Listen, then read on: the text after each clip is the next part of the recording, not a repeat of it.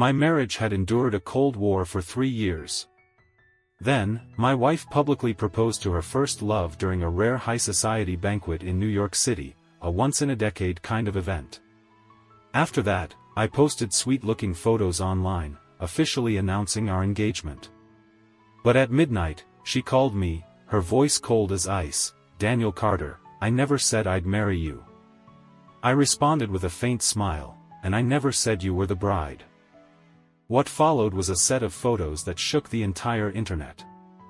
The most powerful woman in this city opened her arms as I ran into them. She lowered her head, allowing me to kiss her. When I stood up, now properly dressed in a sharp suit, the makeup artist whispered, "Mr. Carter, this suit looks absolutely stunning on you." I thanked her gently and stepped out of the room. But downstairs, chaos had already broken out. The golden revolving doors slowly opened. Vanessa Reed, my fiancée of 3 years, appeared, arm in arm with a handsome young man. To make things worse, the suit he wore looked exactly like mine. Tonight was the grandest banquet the upper crust of New York City had seen in decades. All the guests were top-tier elites, sharp-eyed and calculating. It only took a glance for them to realize the suit I wore was a high-end counterfeit. In 21 years of my life, this was the first time I had ever dressed so formally. Someone near her couldn't hold back and spoke up, "Vanessa Reed, the man beside you." She gently smiled and said, "My boyfriend may not even reach my shoulder in height, but starting tonight, we are husband and wife." Then, she turned to me coldly, "Mr. Carter, the engagement between you and the Carter family is over." For the past 3 years, the Reed family has tolerated the Carter family long enough. She wasn't wrong. If it hadn't been for the $1 billion dowry during our engagement years ago, the Carter family would have gone bankrupt. Thanks to that, my family, my parents and siblings, could live in luxury. Then, Vanessa Reed knelt on one knee, pulled out a diamond ring, and proposed to Skylar Blake. He cried like a baby and threw himself into her arms. She gently wiped his tears, comforted him, and kissed him. I watched as Skylar Blake, now surrounded by crazed fans, was praised endlessly. People said he was like a reincarnation of James Dean, flattering him non-stop. After tonight, he would no longer be a despised C-list celebrity, nor the infamous third wheel. As for me? After this, I doubt I'll even have a place to hide in all of New York City. "Excuse us," a voice said behind me. I turned to see 2 women, dressed like servers, carrying trays and glaring at me with clear distaste. I stepped aside. "His suit is so ugly. Right? I don't even know what material it's made of. I'd probably get a rash just touching it. How dare he even show up here? Such an embarrassment." I showed no expression and walked toward a corner to rest, pretending I hadn't heard a thing. The phone rang. I picked up. My mother's voice came through, full of shame and fury, "Daniel Carter. The Reed family wants to call off the engagement and demand the return of the $50 million dowry. 3 years, and you couldn't win a woman's heart. How useless can you be? Figure out how to pay back that $50 million yourself. The Carter family won't spare a single cent." Staring at the screen that had just gone dark from the abrupt hang-up, I felt like my heart was being crushed. Under the dazzling lights of this unfamiliar place, everything suddenly felt so distant from me. All I wanted was to get out of here as fast as possible. I heard someone say that the Taylor heiress might be attending tonight's party. No way, that's nearly impossible. She almost never shows up to these types of events. And it made sense, the last time that woman made a public appearance was on the national news. I clutched my chest, pain radiating through it, and opened my bag, reaching for my medication. But the motion caught the attention of the 2 girls who had been chatting earlier. Their conversation trailed off. Each step I took felt heavier, my heart aching more intensely. This ill-fitting suit clung tightly to my body like it was suffocating me, making it nearly impossible to breathe. Staggering, I fumbled for my medicine, trying to undo the buttons on my shirt for some air, but failed again and again. I tilted my head back, gasping for short, shallow breaths. My lips were turning gray.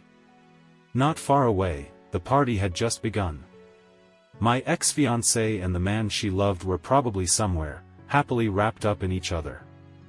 Meanwhile, I might just quietly die right here on this silent deck.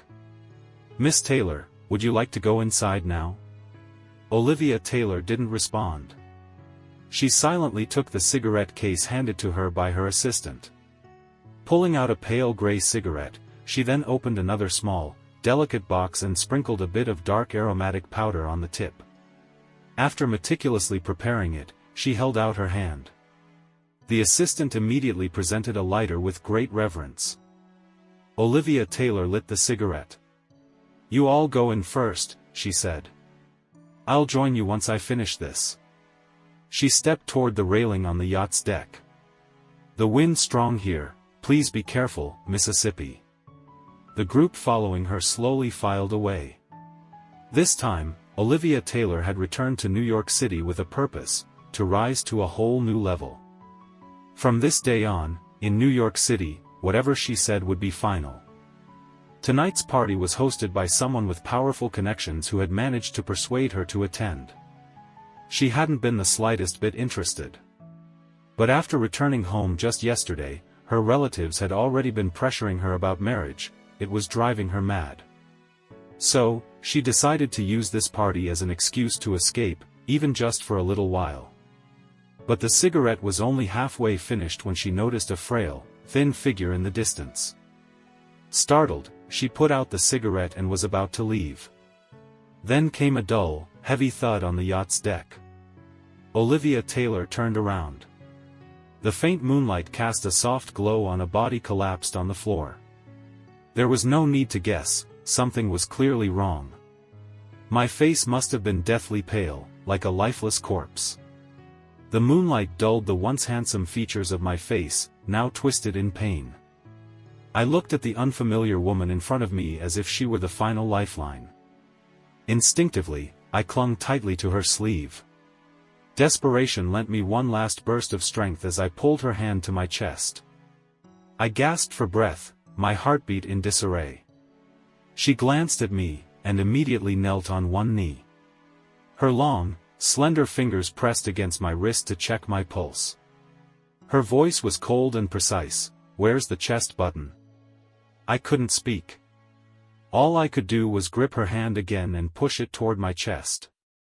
She frowned, brushed my hand aside, and leaned down to examine my collar. Moments later, she quickly unfastened a row of concealed buttons. The tight pressure around my chest and lungs vanished instantly. Air rushed in, and I greedily inhaled every breath I could. But I had completely forgotten. Underneath the dress shirt, all I wore was a pair of sheer, petal-shaped adhesive pasties. Now that my shirt was wide open, everything was exposed. Only when a thick, masculine suit jacket was draped over me did I snap out of my panic. Biting my lip, I blushed and finally managed to lift my head. In a quiet voice, I whispered, Thank you for saving me." "Sir. Can I stand now?" She nodded.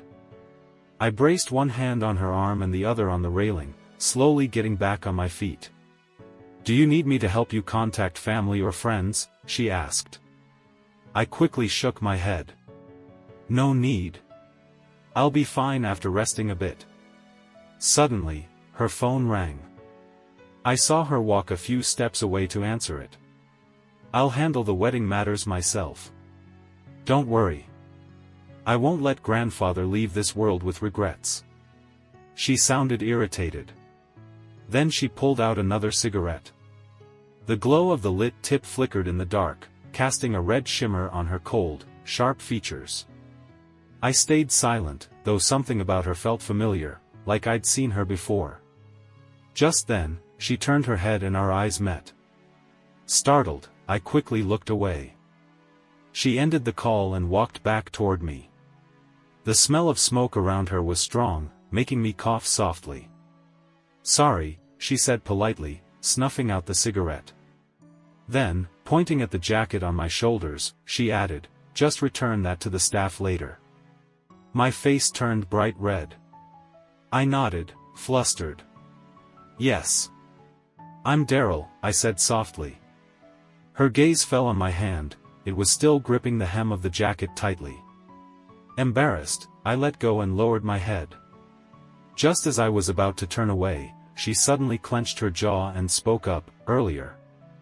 I overheard your phone call. Can I propose a deal to you?" I looked up at her, heart pounding. Maybe I really did need a husband. Someone low maintenance, who could disappear anytime. And I needed 50 million. To buy back my pitiful freedom. A deal? He tilted his head slightly. "What kind of deal are you proposing?" I was too nervous to realize. He had just called me by my real name. "Do you need a husband?" I summoned all my courage and met his gaze. "I won't bother you. I'll cooperate with whatever you want. When you no longer need me, I'll disappear, no clinging, no trouble." The moonlight cast a cold glow on her figure. The fitted black dress outlined a slender yet commanding frame. Her expression remained unreadable, but the sharp line of her jaw gave off an air of pressure I couldn't explain. My eyes drifted to the watch on her wrist. It probably cost enough to buy the entire yacht. "And what are your terms?" Her voice was calm. Startled, I stammered, I need 50 million. "What for?" I lowered my gaze. For some reason, talking to this stranger made me feel safer. Safer than I ever did with anyone else. Safe enough to be honest, about my ambitions, and my helplessness. "My fiancé, he wants to call off the engagement. He's asking for half the dowry back. That's 50 million. And I don't have it." Her eyes were dark, unreadable, with a cold edge. "So he's canceling the engagement?"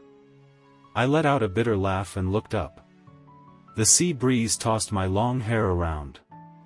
I stared out into the vast, black ocean. There was no way back for me now. "If you're willing, I accept the deal. But I have one condition." She raised an eyebrow. I bit my lip and steadied my voice.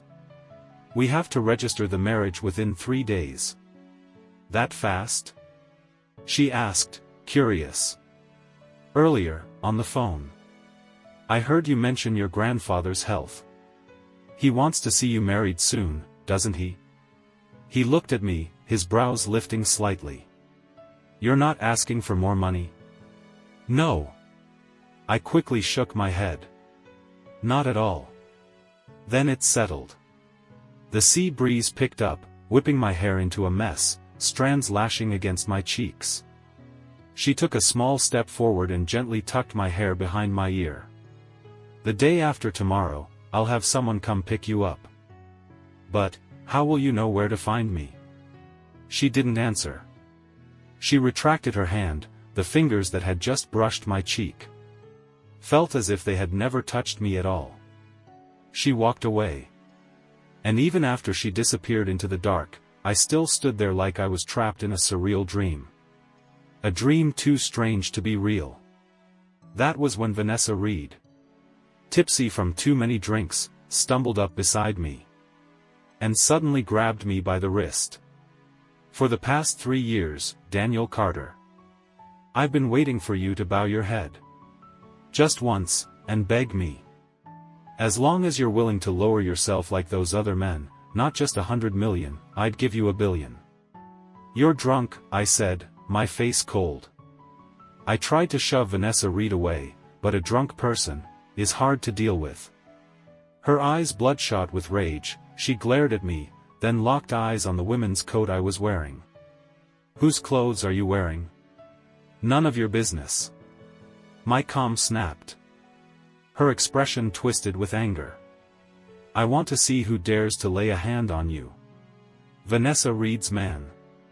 Star." She grabbed the coat off me, yanking hard.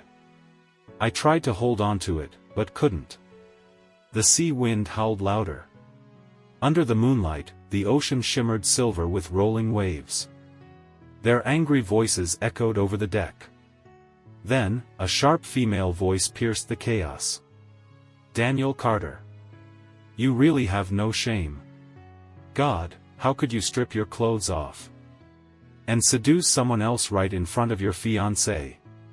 Vanessa, still standing there pretending to be shocked.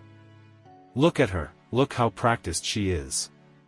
Skylar Blake, the one who just shouted, suddenly burst into tears and lunged toward me, her hand swinging, aiming for my face. But right then, a deep, cold voice rang out, "What do you think you're doing?"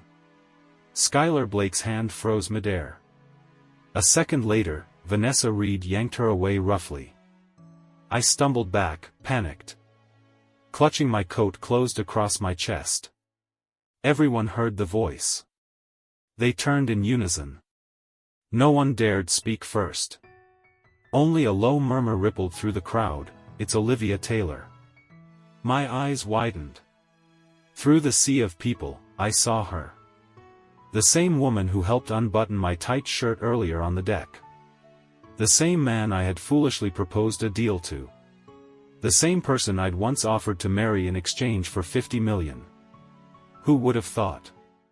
That person was none other than Olivia Taylor, the legendary figure of San Francisco.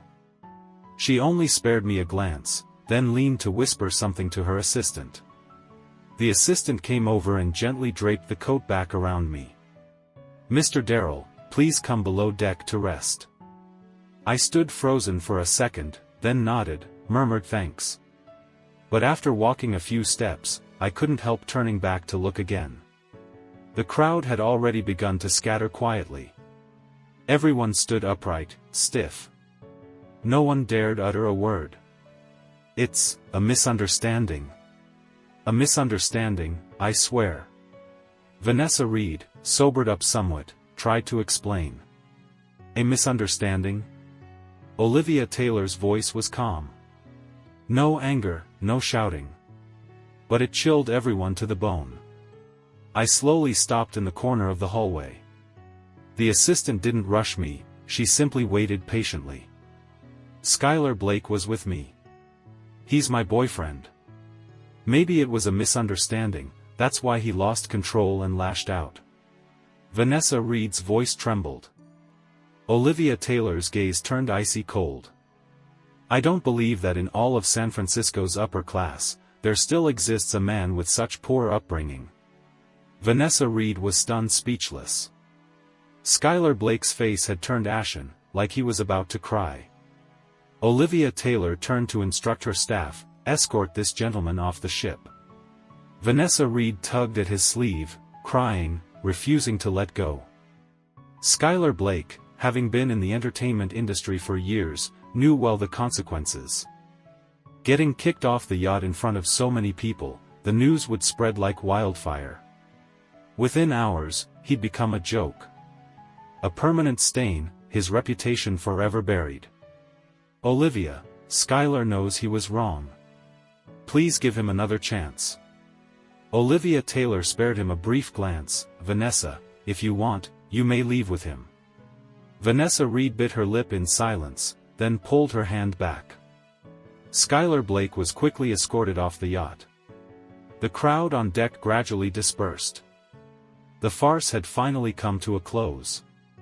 No one had expected things to end this way. "Miss Olivia?" The assistant's voice brought me back to reality. I turned just in time to see Olivia Taylor walking toward me. She gestured for the assistant to leave, then gently asked, "Daniel Carter, are you all right? Did that frighten you?" I quickly shook my head, and "No, I'm fine. Let me take you to rest for a bit." Her voice was soft, almost soothing. She reached out and gently held my wrist. I stumbled slightly, disoriented, and could only nod instinctively. She led me forward. We had barely taken a few steps when a cold gust of wind swept into my chest. I stopped in my tracks. In that instant, a petal-shaped nipple cover slipped out from under my blazer, falling with a soft plop onto the floor. Olivia Taylor turned, her gaze naturally following the motion. And landed right on it. I wanted to crawl into a hole. Or bang my head against the wall. But she remained completely calm. She bent down gracefully, picked it up, folded it, and slid it into her pocket. "It's dirty now. Don't reuse it. I'll have someone bring you clean clothes later." My face burned, practically steaming. I could only mutter, "Okay. Let's go." She took my hand again. The hallway wasn't long. Just a few steps, and we reached the guest room. She opened the door, gently led me in, then left right after saying she had some matters to handle. I sat there in silence for a long time. Finally regaining my composure. And only then did it hit me. She first called me Mr. Carter. But later, she used my full name, Daniel Carter. She knew my name. She knew who I was. A little while later, her assistant brought clean clothes. I took a long shower, got dressed, then carefully folded Miss Olivia's coat, planning to get it dry cleaned and return it. Miss Olivia said if Mr. Schuyler would like to leave, I'll take you back. The assistant looked to be in her 40s. Professional and composed.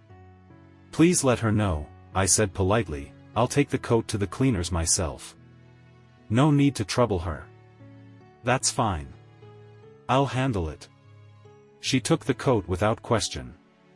I casually asked, "By the way, how did Miss Olivia know my name?" The assistant smiled, "That's her personal business.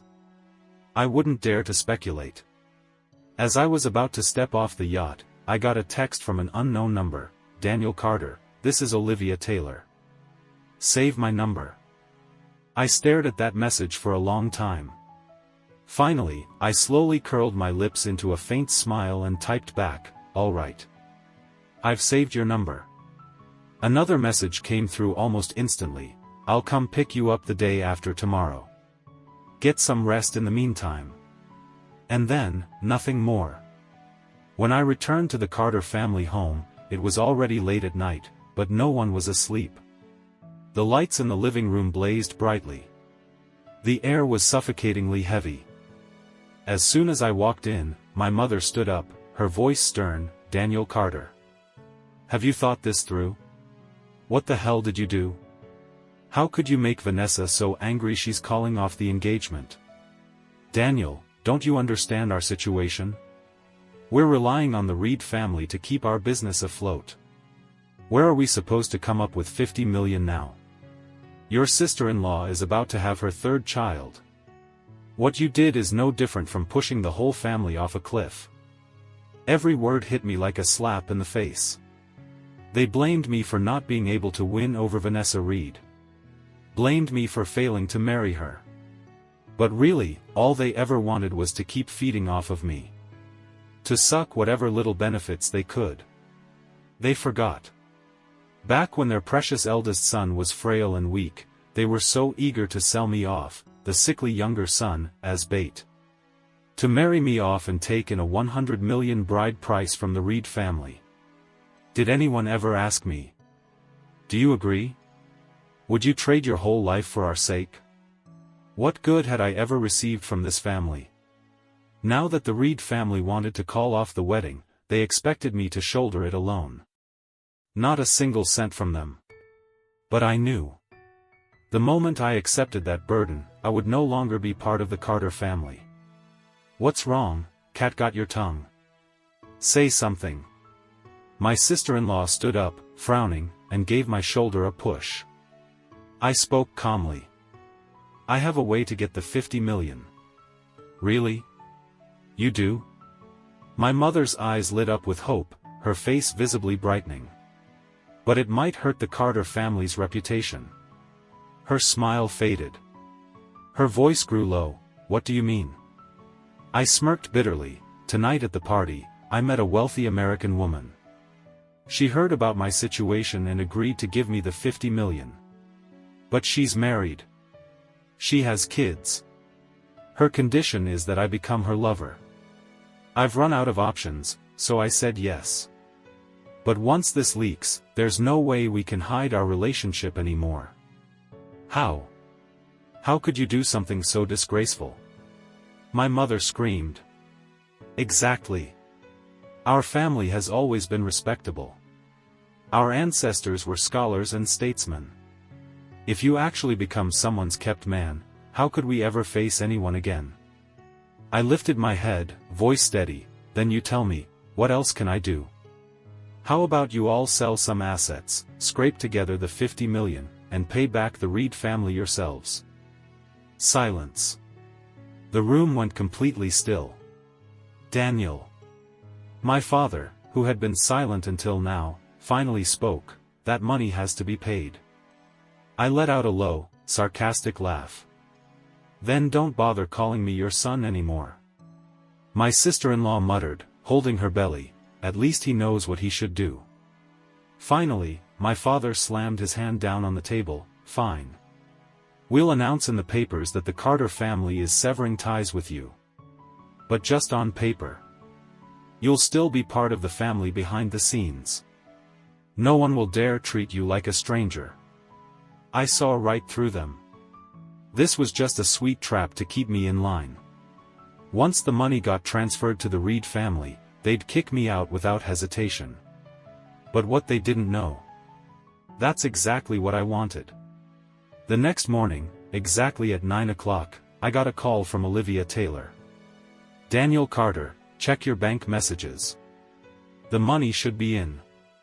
I quickly opened my phone. Sure enough, a message had arrived 10 minutes ago. The funds had been transferred. Handle the breakup with the Reed family today. I've already arranged a driver to pick you up. I hesitated for a moment. Olivia Taylor, can I ask you for a favor? Go ahead. Can you not let anyone know about our engagement yet? At least for now. I don't want the greedy ones in my family to catch wind of it and cling to you. It'll only cause more trouble. She asked softly. Is it because you don't want to go public? No, it's not that. Just temporarily, okay? Okay. She answered firmly. I'll send someone else to pick you up. Once the 50 million reaches Vanessa Reed's account, the Carter family will go public with their statement severing ties with you.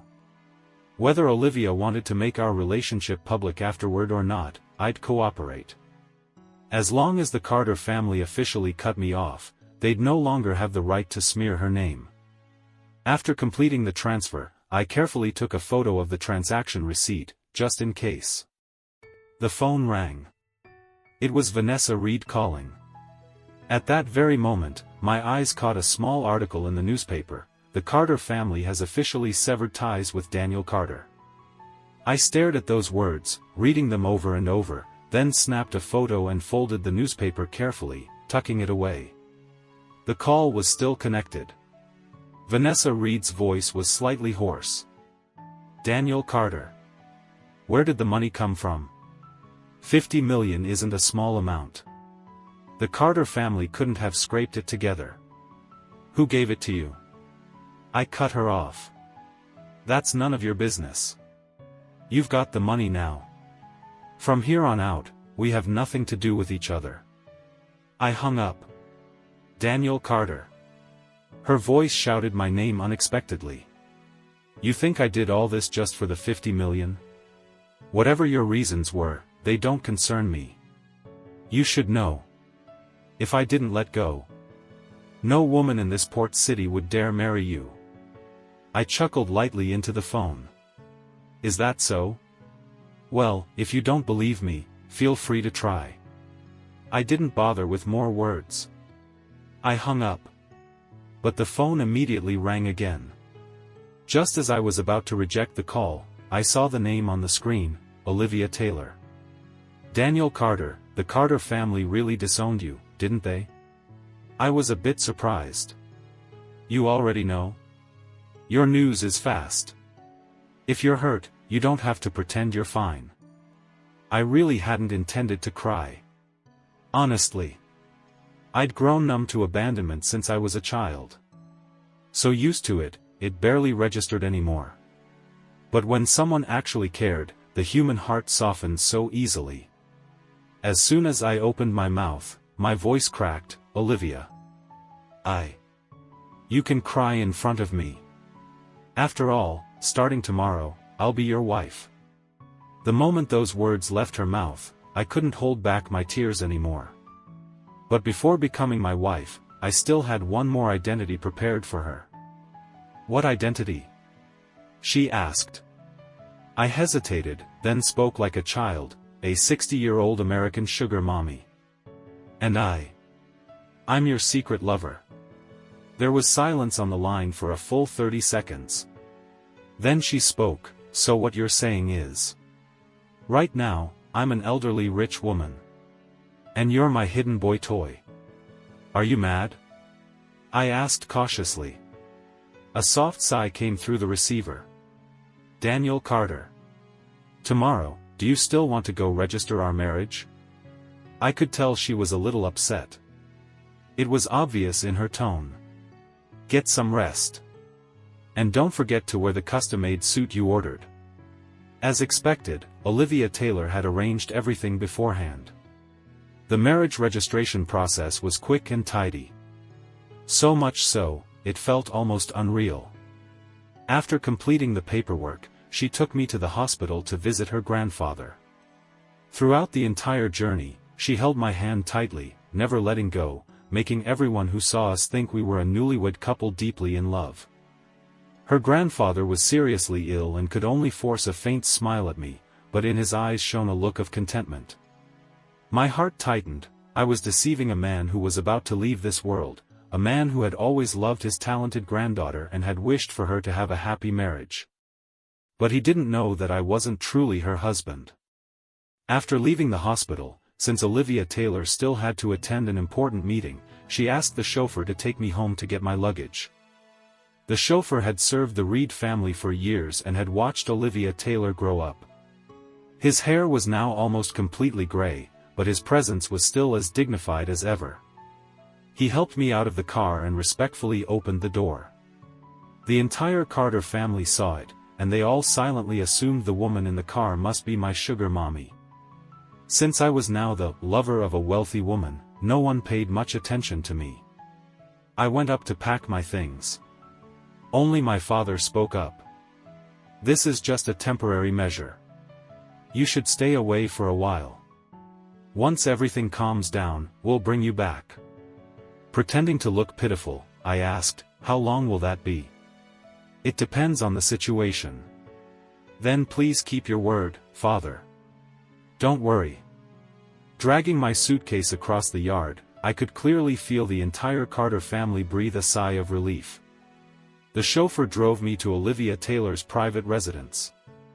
The house wasn't large, but it was quiet and fresh.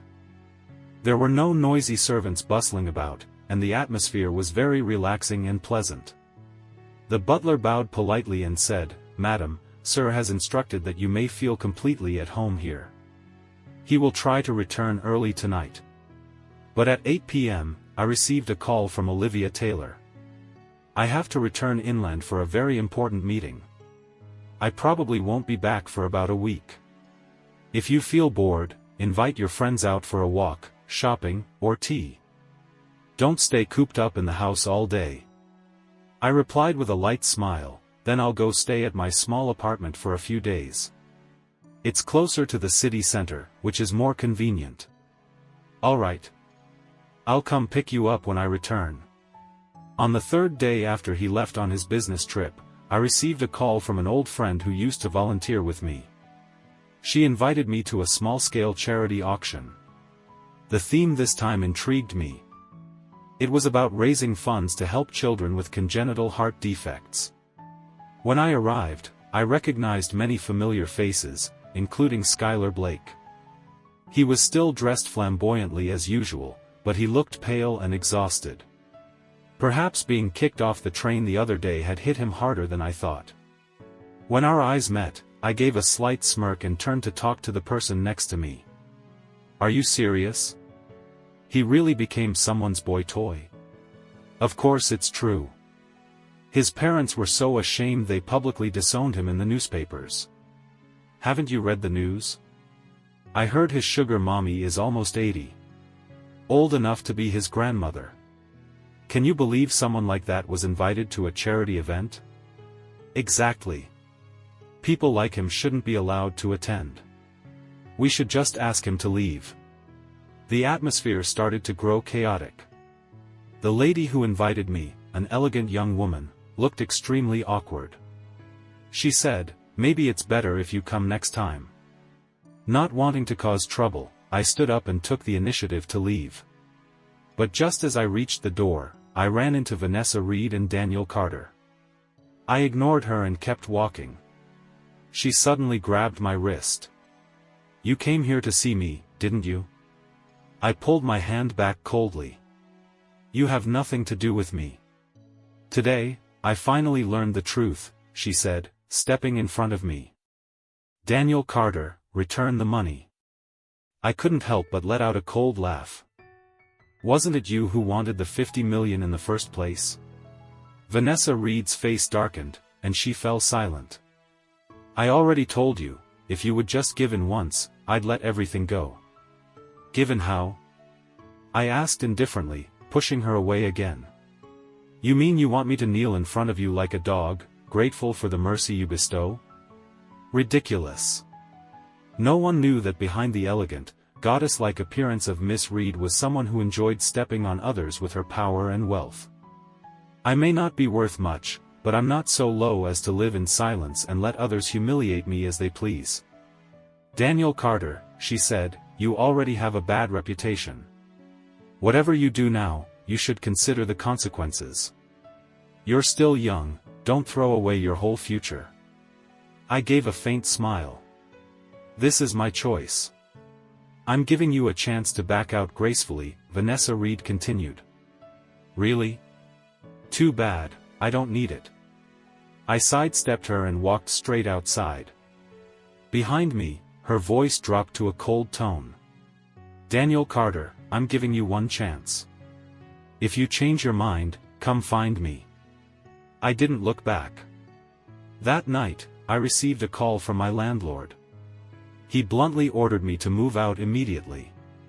I didn't argue. I quietly packed only the essentials and headed downstairs. To my surprise, as soon as I stepped out of the building, I saw Olivia Taylor's car already waiting outside. The chauffeur got out and took my suitcase. "Sir, Madam told me to come pick you up." "Olivia Taylor, she's back already?" "Madam will be on the earliest flight back tomorrow morning." My eyes suddenly stung. "She's coming back, already? But she said she'd be gone for a week." "It's only the 4th day. Madam was worried you might suffer unjustly, so she couldn't rest easy. She sent me to bring you home." "It's okay. His work is more important. He shouldn't delay things because of me." I sat in the car, a tangle of emotions knotting in my chest. I couldn't quite describe how I felt, like someone abandoned by the whole world who suddenly held a treasure the size of a nation. When I got home and stepped into the room, my phone buzzed. It was her. Daniel Carter. Her voice was gentle and a little tired. I suddenly felt so ashamed that I didn't know what to say. Just to get away from the Reed family, I had ruined my own reputation. While he was still drowning in work, I not only failed to help, but kept causing trouble for him. If only I had obediently stayed at your place from the beginning, none of this would have happened. Olivia Taylor. I'm sorry. It's okay. I'm not blaming you. Let's talk properly when I get back tomorrow. After we hung up, I received a friend request on Telegram, from Olivia Taylor. I accepted. Her wall only had one post, from 3 days ago, a photo of our marriage certificate. I couldn't see what others had commented, only her 2 replies, "Just got married. Let me introduce him, this is my husband, Daniel Carter." That night, I also posted a short status, "Getting married soon." Many friends left congratulations and messages. Some even called.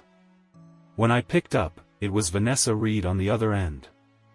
"So, you've finally come to your senses?" I once said I'd give you a chance, she continued, but I never said I'd marry you.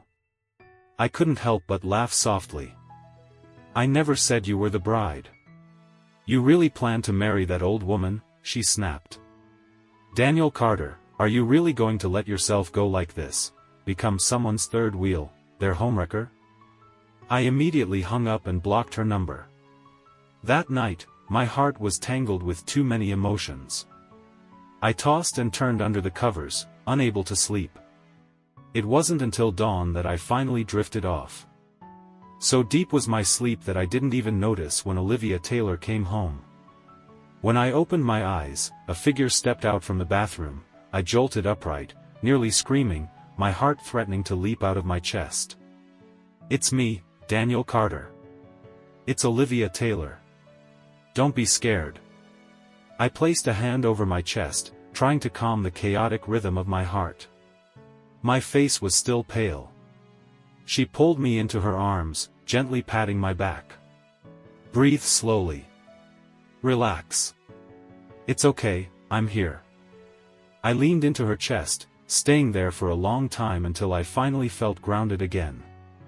Once I gathered myself, I suddenly realized, Olivia Taylor was only wearing a thin silk nightgown. I'm fine now, I whispered, cheeks burning with embarrassment, quietly stepping out of her embrace.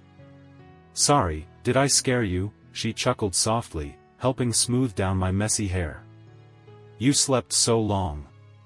Were you restless last night? Yeah, I had trouble sleeping, I stammered. My pajamas were already thin, and I never wore underwear to bed. Just now. When she held me so tightly through that delicate fabric, my entire body had felt like it was burning up. Flushed and overheated, I grabbed the blanket, trying to wrap myself up, but doing so only made things seem even more suspicious. While I was still flustered and unsure what to do, Olivia Taylor gently eased me back down. Rest a bit more, it's almost noon. I'll call you when it's time to eat. She tucked the blanket around me with such natural grace before heading toward the study.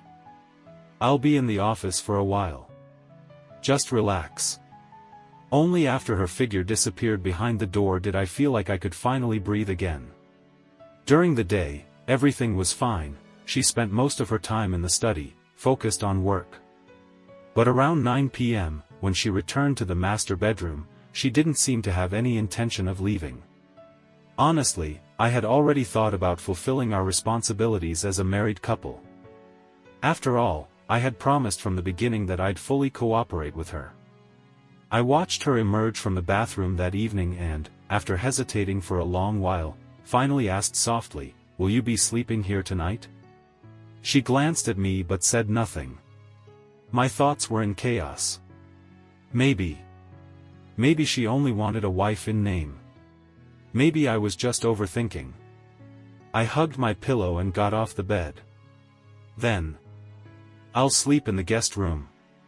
Still, she said nothing.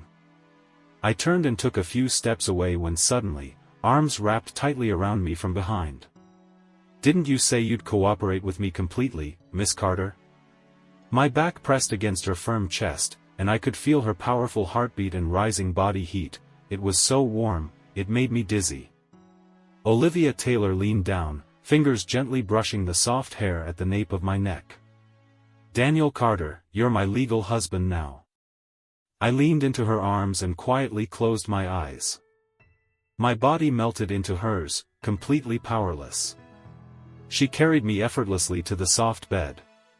As she leaned down to kiss me, I clutched her arms tightly, my heart pounding like it was about to burst. I could barely breathe. The kiss was hesitant, trembling. "If anything makes you uncomfortable, tell me." She gently caressed my flushed face, and only when my heartbeat gradually steadied did she continue. There were moments when I felt like I might suffocate. But Olivia Taylor always knew just when to stop, never letting me go past my limits. I could feel the tension in her muscles, every inch of her body taut. A drop of sweat fell from her forehead onto my chest, burning hot, like fire. Her heartbeat was just as wild as mine, and our breaths were heavy and uneven. I felt overwhelmed, but she seemed even more so. Daniel. Her voice was husky as she leaned down and gently kissed my cheek. Feeling any better? I shook my head, then nodded slightly, my eyes already hazy with emotion. At some point, my arms had wrapped tightly around her neck, as if I didn't want her to leave. In her eyes was a deep, restrained desire. For a brief moment, I had the illusion that Olivia Taylor actually liked me. Daniel. She whispered again as she lowered herself over me, her movements firm yet steady. In that final moment, my mind went blank. But it was unlike the episodes I used to have, it wasn't painful. On the contrary, it felt as though I were wrapped in clouds, soft, warm, floating. Until Olivia Taylor gently called my name, rousing me from that dreamy state. Daniel. Are you feeling uncomfortable anywhere? I shook my head and quietly wrapped my arms around her waist. For a woman, there's always a natural sense of attachment to the first man she gives herself to. Olivia Taylor held me close, whispering, "Rest a bit, then take a shower." Her fingers rested lightly on my chest. "Does your heart still hurt?" "It's okay now," I said softly. I remembered how she had paused multiple times in the middle, and couldn't help but ask, "Olivia Taylor, were you tired?" She gently lifted my face, kissed me again. Her voice trembled with restraint. "If you ask me that again, I might really lose control." "I won't ask any more," I murmured, my voice small. "I just wanted to check on you." I said nothing else, letting her kiss me freely. In my mind, her voice still echoed, "Daniel." It seemed like she really did spoil me. But knowing someone as proper and serious as Olivia Taylor, perhaps she would only ever call me that in bed. I didn't get a chance to test that theory though, because the next morning, she left the house very early again. I knew how busy she was. At her level, there were countless big and small matters needing her attention. So I stayed home, trying not to be a burden. Even without going out, my days suddenly became strangely peaceful. For the first time at age 21, I experienced the calm, gentle side of life. I no longer feared being treated like a bargaining chip by my family. No longer felt the sting of favoritism from parents and relatives. No longer had to think too much about anything, just do whatever brought me joy. I even brought out the old piano I had neglected for years. I bought online painting courses and started learning how to paint in oils. During those days at home, life felt surprisingly light and simple. Until one afternoon, Olivia Taylor called me. "There's a charity gala tonight. Come with me, okay? I've already prepared everything, premium level styling. A whole team of stylists will come to you soon. Will you go with me? I'll come pick you up." I was a little surprised. "A charity gala? Do I have to go?" "It's a fundraiser for underprivileged children." "I figured you'd want to come," she replied. Her words touched me deeply. The last time I missed a charity event was because of malicious rumors spread by Skylar Blake. It had also been a fundraiser for children in need. I hadn't expected Olivia Taylor to remember that. She added, "I was born with a heart condition, so I care a lot about these causes." And I remembered too, after getting engaged to Vanessa Reed, I used to volunteer every month, visiting orphanages and children with disabilities. But Vanessa Reed had once mocked me for doing it just to gain public favor. She didn't really understand. I didn't do it for fame or recognition. I did it because I had once endured the same kind of pain as those children. That's why I wanted to help them. So I said to Olivia Taylor, "Of course I want to go. But, if I go with you tonight, we won't be able to hide anymore. I just want to ask, will that be a problem for you? Will it affect you in a bad way?" She didn't answer right away, only murmured gently into the phone, "What do you mean, hide? I already told you. I never wanted to keep this a secret." I couldn't understand. Why did I agree with her in the first place? He never had any intention of hiding our marriage. So why did we have to wait until I got home for her to say that? When I arrived at the charity gala, I naturally attracted quite a few curious glances. It startled me a little. If Olivia Taylor was attending, then this clearly wasn't some average event. The Reed family might have the qualifications to show up, but the Carter family certainly didn't. Yet Vanessa Reed was there. And so was someone from the Carter family, Lucas Carter. When I stepped into the venue, I saw the Carter family surrounding Vanessa Reed warmly. My half-sister, Lucas Carter, was looking at her with a mix of awkwardness and infatuation. Then, with her usual cold tone, she said, "Daniel Carter? You're here too?" Before she could finish, Madam Carter's face darkened and she strode toward me. "Daniel Carter, do you even know what kind of event this is? Are you here just to embarrass our family? What do you think people will say about the Carter family?" I looked at the elegant and composed woman in front of me, but inside, I felt nothing. Hadn't we already severed ties? That meant I had nothing to do with the Carter family anymore. If I embarrassed anyone, it certainly wouldn't be them.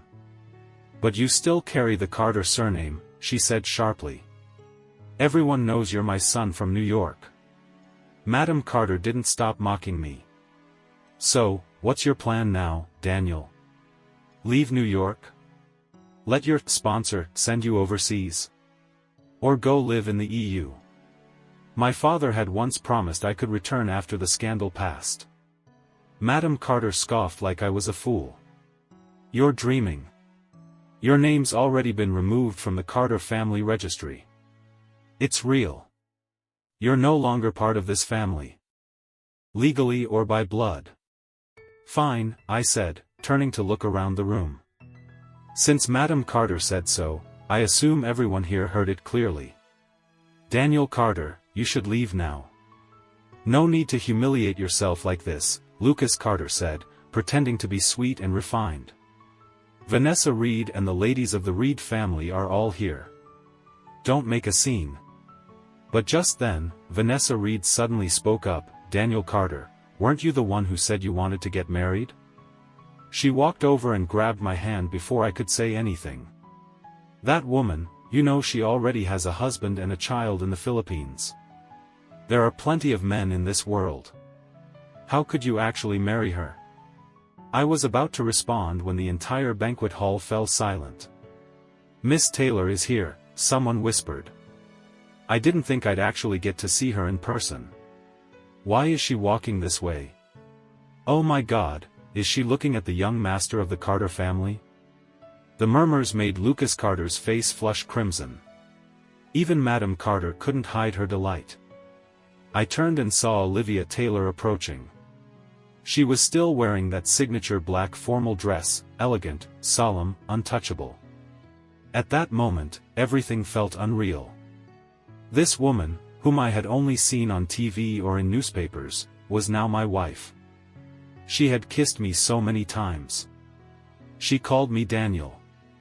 She was truly gentle with me, like a loving wife. "Daniel," she called out. It was the first time she had ever said my name in public. Not Daniel Carter, but a tender, intimate nickname. Daniel. Lucas Carter's face froze in a foolish smile. Madam Carter looked completely stunned. And Vanessa Reed stood there awkward and speechless. I yanked my hand out of hers. My eyes were already tinged red with grievance. Olivia Taylor stepped through the crowd and came straight to me. "Your suit looks great tonight," she said. "The makeup suits you too. You look elegant, really handsome." I wanted to cry. And laugh. As tears welled up in my eyes, she pulled me tightly into her arms in front of everyone. There. I step away for a few minutes and people start bullying you." At the word bullying, she shot a cold glance around the room. Madam Carter's face went pale. Lucas Carter instinctively stepped back. Finally, Olivia Taylor's gaze landed on Vanessa Reed. "Miss Reed, what exactly did you just say to my husband?" The words "my husband" from Olivia Taylor exploded like a bomb. The previously silent crowd erupted into chaotic whispers. Vanessa Reed clearly didn't look pleased. But my wife, Olivia Taylor, smiled. "Daniel Carter's husband is me. I am Olivia Taylor." Madam Carter snapped out of her daze and hurried toward me, warmly grabbing my arm. "Daniel, my son, why didn't you tell your mother about such joyful news?" I pushed her hand away. "Madam Carter, I'm no longer part of the Carter family." She panicked. "There's no real resentment between us. A little explanation and everything will be fine." I shook my head. "There's nothing left to explain. The Carter family and I have no more ties. The family registry proves that." Madam Carter began to sweat. She looked at Olivia Taylor with desperate eyes.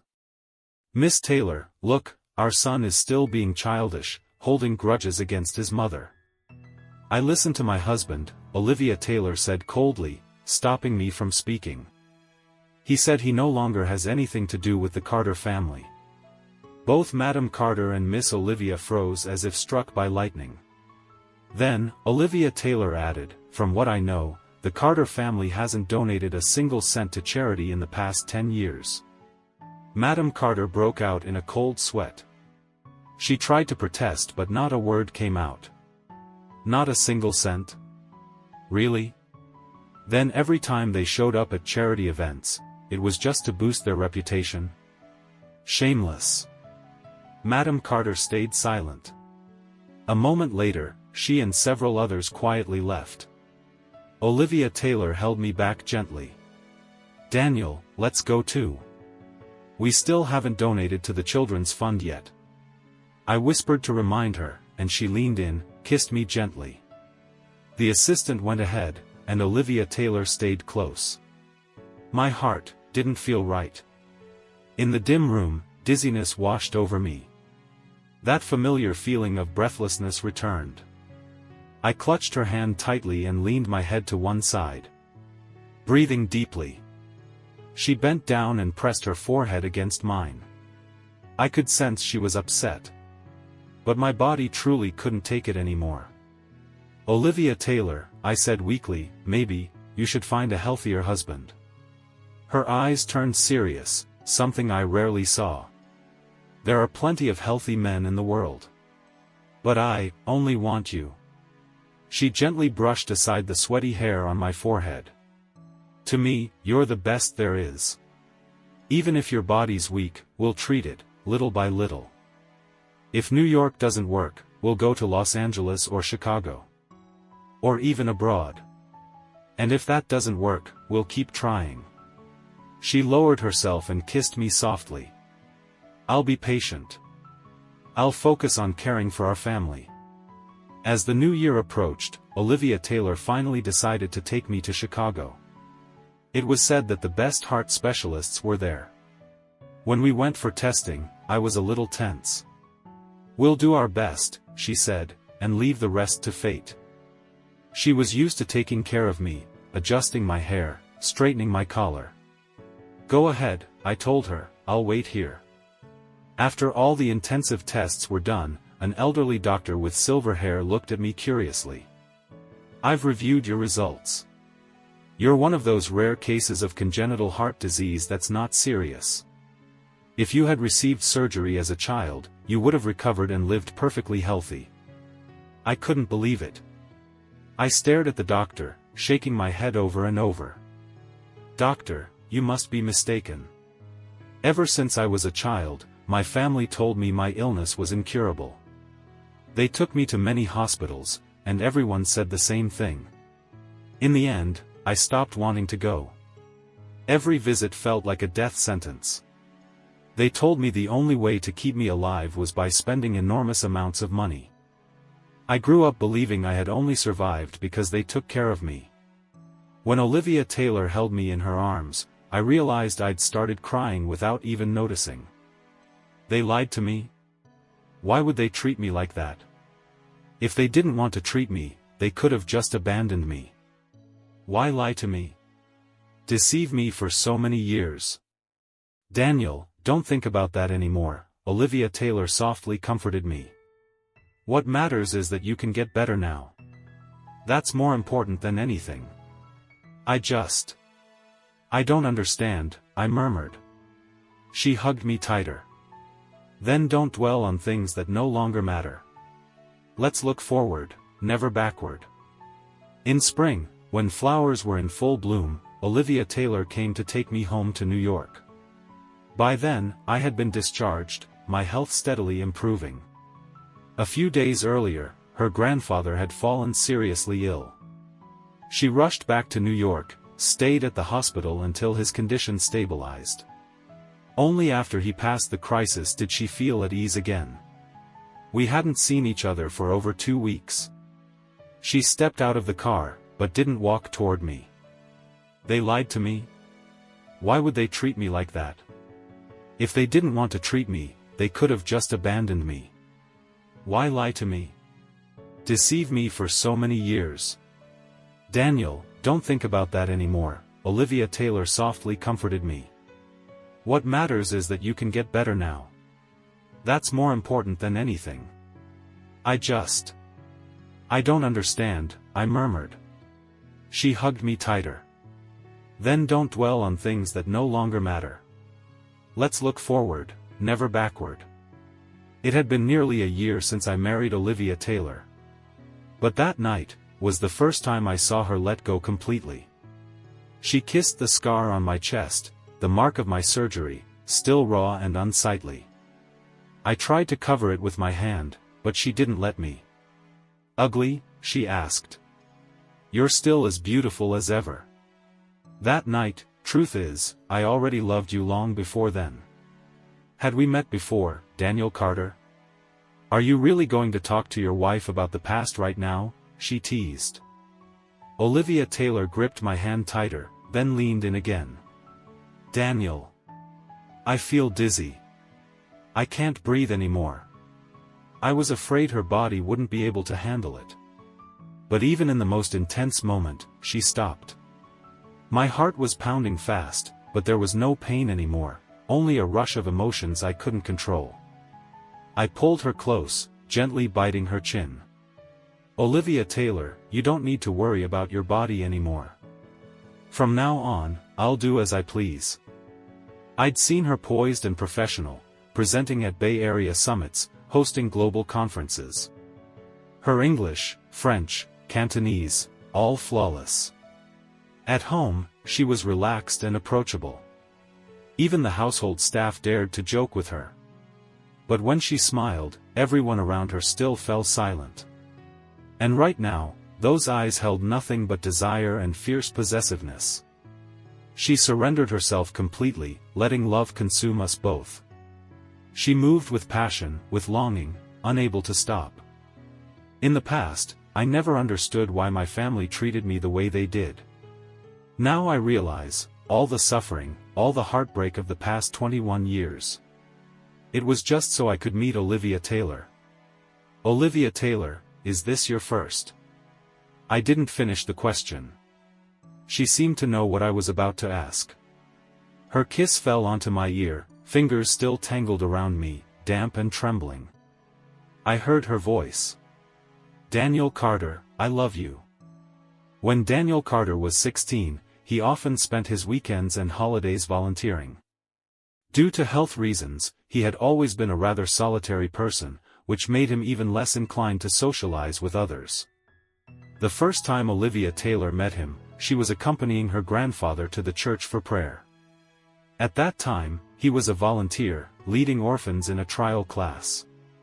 While the children sang, he wore a suit and played the piano. After the choir performance ended and everyone gathered for a commemorative photo, the person who should have been at the center of the picture, him, was quietly pushed to the side. He didn't fight for anything, simply stood silently at the back row, in a place no one would notice. When the photo was taken, nobody paid attention to this small detail, but her grandfather suddenly said to her, "Look at that boy playing the piano. He's still young, yet so calm." Because of that, he glanced at the boy a few more times. At that time, Olivia Taylor was 24 years old, full of ambition and eager to build her career.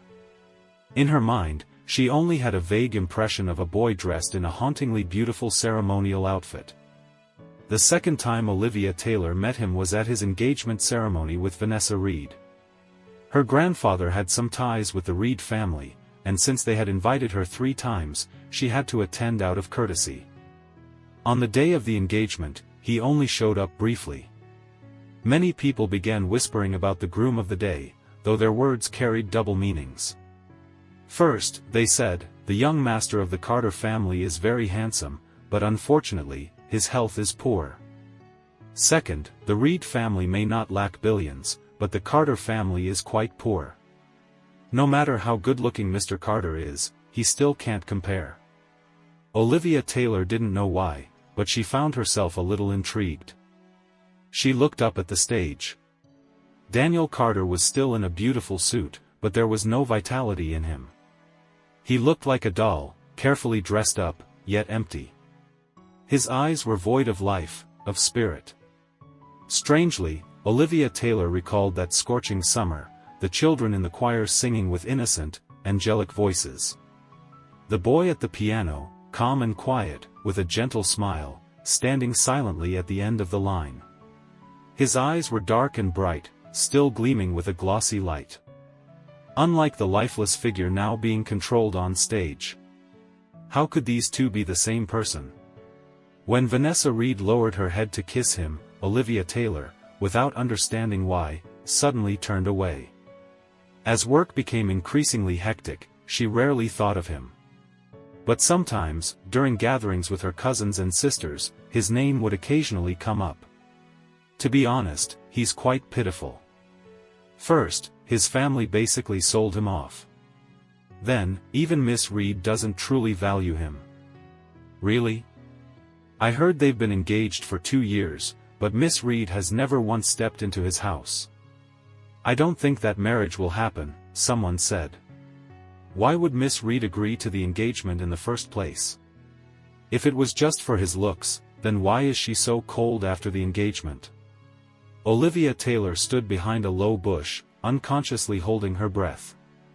She overheard a girl from the Reed family saying, at first, Miss Reed did have a bit of affection for him. But his family had too many demands. He agreed, but later, his health kept declining, and his private life, not so good. Honestly, kind of indecent. No way. I've met Daniel Carter a few times. We used to volunteer together. He's really a good guy. Must have been his older brother, Lucas Carter, who accidentally let it slip. It's true. When he was 16 or 17, he was already dating multiple girls. Even right before the engagement, he was seen with another girl at a hotel. The Carter family had to spend a fortune to keep it under wraps. Can you imagine? Someone like Miss Reed, with her pride, how could she swallow that humiliation? That's why after the engagement ceremony, Daniel Carter was sent back to his family. Miss Reed couldn't do anything publicly because of her reputation, so she just covered it all up. But ever since then, I've really come to dislike Daniel Carter. Then why not just call off the engagement? Maybe, deep down, she still likes him. But she can't accept what he did. She must feel torn. I still couldn't believe that Daniel Carter would do something like that. You said there were photos of him at the hotel? No way. I think I've seen them before. Let me go check. Cousin, uncle, why are you all here? Hello, sir.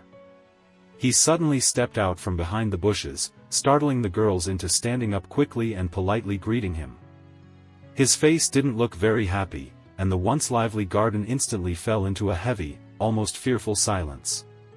All your assignments are done, and yet you just sit here gossiping and criticizing others? The Reed family valued propriety, especially in how they raised their daughters. It was acceptable to gather and chat, but what had been said today had clearly crossed the line. If the elders heard any of this, punishment would be inevitable. The girls were so scared they nearly burst into tears. He continued scolding them a bit longer, only leaving when each of them was crying and swearing they'd never do it again. For days afterward, his mood remained low. That weekend, he finally had some free time and went to church with his grandfather again. And once more, he saw Daniel Carter. He was still dressed formally in a suit, playing the piano for the children, but he looked noticeably thinner. There was a quiet sadness in his eyes, something distant and undefined. He hit a wrong note while playing. His face paled in panic, and the music came to a halt. Someone came over and scolded him harshly in front of everyone. He bowed his head, sitting there with a look that was on the verge of tears, but he didn't cry. Then he played again. This time, there were no mistakes. She couldn't take her eyes off him. Deep down, she thought, if his tears fall, I will get up and go to him. But he didn't cry. As they were leaving, she kept glancing back. Quietly, she sought out the pastor and asked someone to pass on a message to him. You look truly beautiful in that suit, playing the piano. I hope you can be a little happier. That same night, at a social banquet in New York, her decision that evening would lead to a lifelong bond. The moment she began to unbutton his shirt, he had already made up his mind, no matter the cost, he would bring her home, and marry her. He didn't expect her to be the one to say it first, I want to be your wife. Trying to suppress the wild beating of his heart, he spoke in the calmest tone possible, then within 3 days, we must register our marriage. When she agreed, he felt a joy that he hadn't felt since he was young. He gently adjusted her hair. In that moment, he had to summon every bit of restraint he had not to lean in and kiss her. He asked her to wear her most beautiful dress and go with him to register their marriage. Bit by bit, he would reclaim the Daniel Carter from his memories, the one who had given him his most beautiful moments. And finally, he had gotten what he had always longed for.